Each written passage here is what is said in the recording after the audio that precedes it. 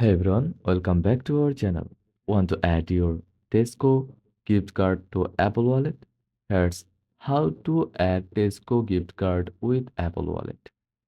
First of all, open the Tesco grocery and club card app on your iPhone if you don't have yet downloaded from the App Store. Now log into your Tesco account, then go to the gift cards section.